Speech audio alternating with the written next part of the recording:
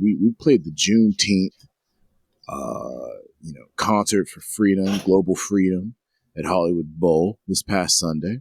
Yep. You were tearing it up on the percussion.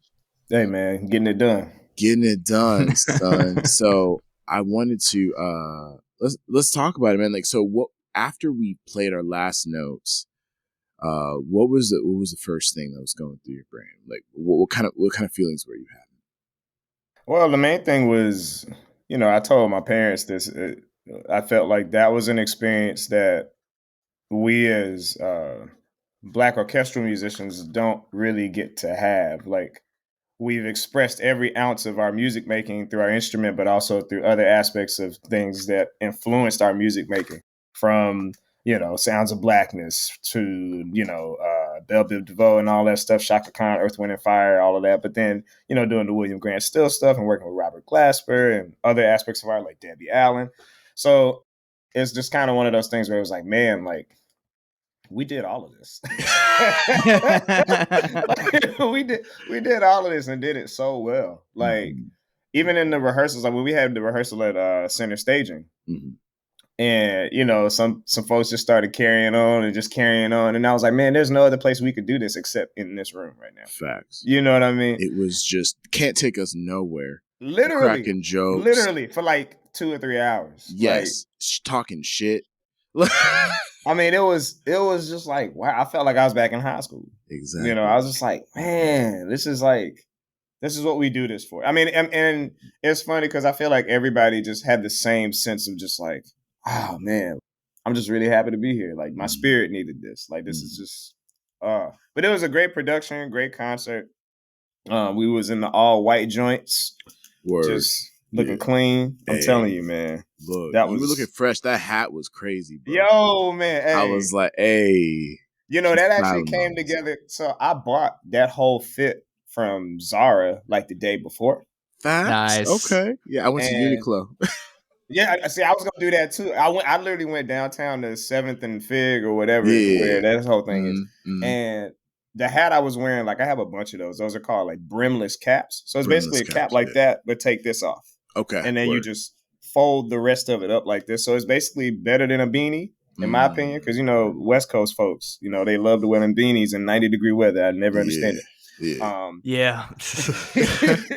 And so I remember I went to Zara like a year ago and bought this white one. And I was like, man, I'm never going to have a use for it. And then it just all came together. I was like, oh, okay, cool. Had my necklace on, looking like I was about to start reading some poems and affirmations. You got bars? I was like, man, move over the way Black thought. I got some things to say. That's literally what I looked like.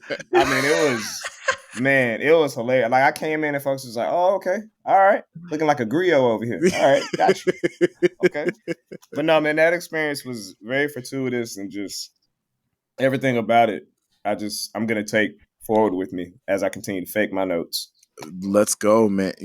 For me personally, the moment that kind of like blew me away is when the Earth, Wind and Fire members came out and just bowed to us. Like, thank you for being here. I was like, wait a minute.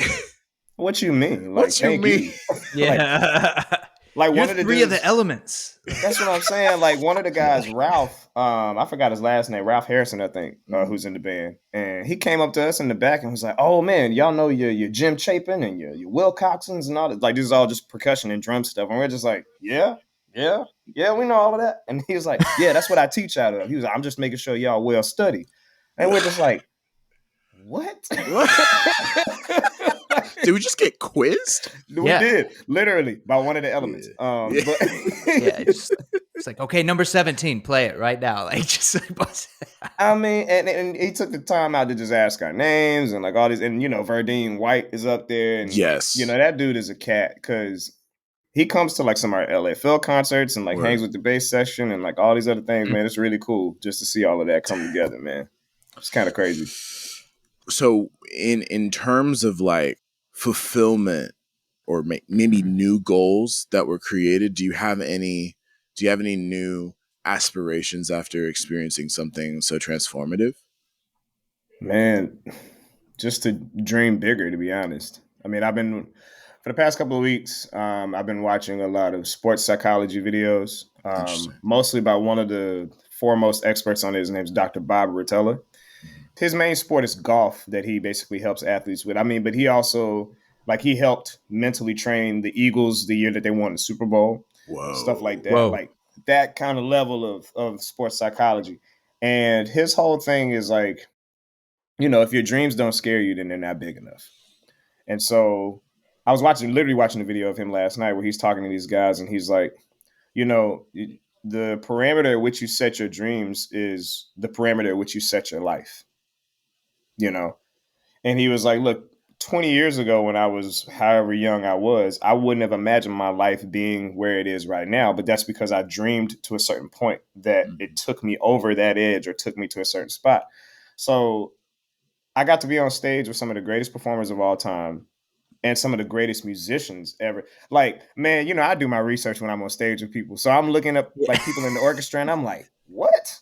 Like just seeing who does what. And I'm just like, yeah, that was a bad orchestra. Like if you gave us a month, we could go on tour doing whatever, like with a group of that caliber. And I was like, wow, like my vision had been so small. All I wanted to do was just be one of the best musicians I can be and be one of the best percussionists and all well-around musicians I can be. But it's like, that's too vague. I need something a little more specific. So now one of my goals is by the age of 40, 41, I want to be one of the biggest like music producers in the game. Because I've already started doing like producing through Logic and taking, and it's different when you have a specific type of musical mind like I do, or any of us that perform music on a regular basis do, because you hear things differently that other people don't. But that's one of my goals. Another one of my goals is to, play in a top tier orchestra, full time, which is still like a goal of mine.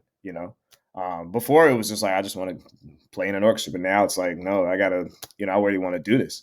And then another goal of mine is to start some type of music mentorship program in some kind of way that's not funneled through a big organization like a symphony orchestra or a wind ensemble or anything like that. It's more like music mentorship, but it's like life mentorship as well, because growing up in the band in high school in Southwest Atlanta and stuff like that, that space created so much of an oasis and so much of a place of recovery for a lot of students that didn't have it at home or didn't have it in certain spaces.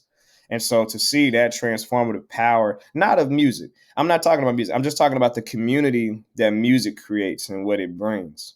I've seen people literally, we all seen it, people get saved from the streets, people, learn different life skills from their collaborative efforts with other people, just different things like that. So I'd love to start something like that, for whoever, mostly young students from the ages of like 18 and under.